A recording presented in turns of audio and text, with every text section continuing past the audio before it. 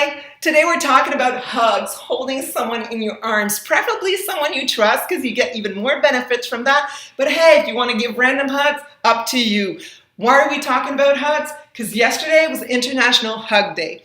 International Hug Day was started in 1986 because the person that started that noticed that we were suffering more and more from loneliness and alienation because of the way that we're living, and that people needed to get close together, and that need was bigger in mid-January because of the holidays that were passed where there was a lot of contact, and because again February with Valentine's Day was still far away. And so they decided to put it right in the middle of January. And why hugs are so good is because of oxytocin. Parts of it is oxytocin. Oxytocin is the same hormone that is released when you're breastfeeding, when you give birth, to have the uterus contract. It's what we call the love hormone or the connection hormone. Okay? It's a big part of what makes you feel falling in love with somebody. It's that hormone that makes you know that that person is very special to you. Okay? And that hormone basically has a role where it helps to decrease your stress level. It decreases all your stress hormones. It decreases your blood pressure, your heart rate, increases your cardiovascular health. It helps in healing processes. It helps to increase your immune system. So we know that it helps with people that have chronic pain, fibromyalgia, post-traumatic stress disorder, also respond very well to being cuddled and being hugged. So all of this in just one little hug, okay? But it's not any hug, okay? You want to hold that hug. And so you want to hold that hug at least 10 seconds if you want to get the effect on your immune system and resist infections.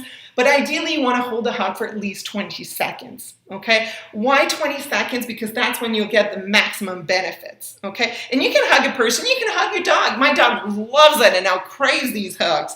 Okay, so you really want to hold it.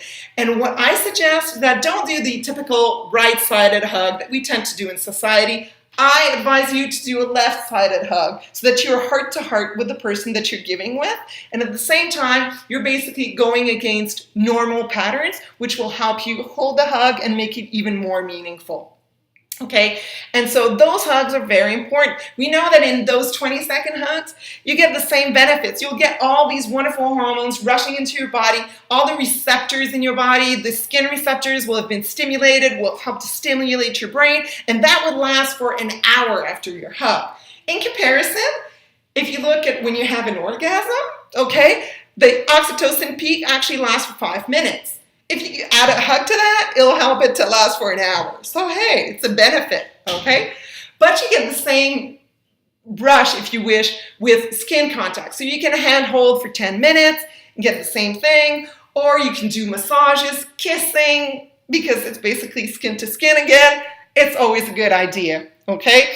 And so these are all things that you can do, and whether you give the hug or you receive the hug, you'll get the same benefits. What you want to do is to at least have 4 hugs a day for survival. Ideally, you want to aim at getting 8 hugs a day. So please, this week, make an effort to give hugs. Just everybody that you love, everybody that you come into contact with, just give big hugs. Thank them for being in your lives, and hopefully you'll have a wonderful, wonderful week. Bye.